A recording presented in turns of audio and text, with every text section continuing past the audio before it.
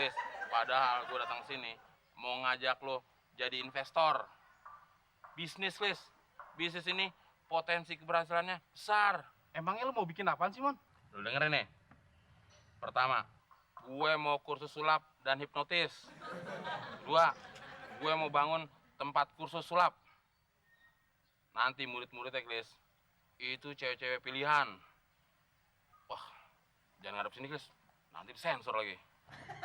Cewek-ceweknya seksi abis. Terus yang ketiga apaan, Mon? Pinjemin gue duit. Nah kan, ujung-ujungnya Lis, nanti kalau tempat kursusnya udah jadi, lu bisa jadi satpam sana. Emang lu nggak mau nanti gue kenalin sama cewek-cewek? kenalan sama cewek-cewek, Mon. Wah, gua mau banget, Mon. Tapi sayang, Mon, gua nggak punya duit.